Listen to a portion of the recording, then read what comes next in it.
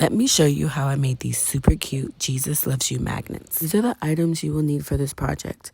The laminate and the magnetic sheets are from Amazon. The rest you can get from your local craft store. First, open Cricut Design Space and click the text tab to add your text.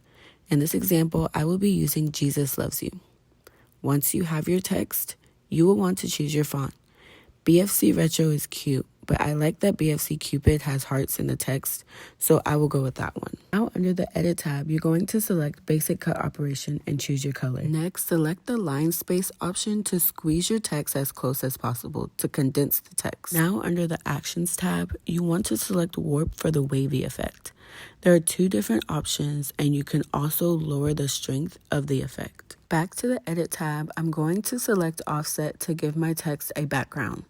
And you can lower or heighten the amount of space you want the background to cover.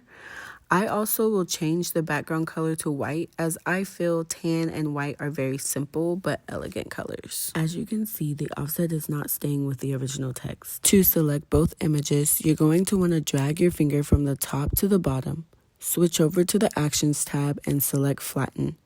Now your background will stay with the original text and you're ready to make your design come to life. Once you select Make, you can choose the one at the top left corner to change the number of copies you want on a page. When that is complete, choose Next to send your creation to the printer.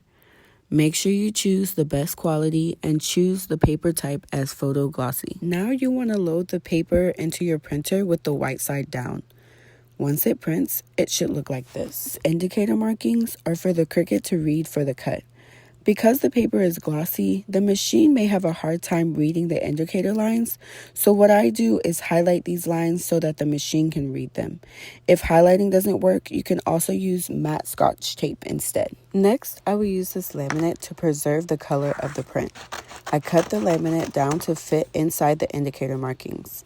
It's okay if the laminate goes over onto the indicator because I have them highlighted. Peel where it says to peel and add it to the magnet sheet. Want to be aware of what you're doing, as I have messed up on this step multiple times and ruined an entire magnet sheet. Take your time, move slow, and let the paper guide you. To get rid of the bubbles, you will need a squeegee. I couldn't find mine, so I went with this plastic label and put something soft around it so it doesn't scratch the magnet sheet. If you've made it this far in the video, congratulations.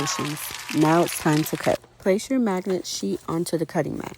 I'm adding tape to the corners because my cutting mat is starting to lose its stick. Back to Cricut Design Space, you want to tap on all materials and search for magnet sheet. For the pressure default, I always choose more, but you don't have to. Then load your cutting mat, sit back, and let the Cricut do the hard work for you. After the Cricut reads the indicator markings, it will cut your design. Then there you have it. The cutest magnets for your fridge or to give to your loved ones.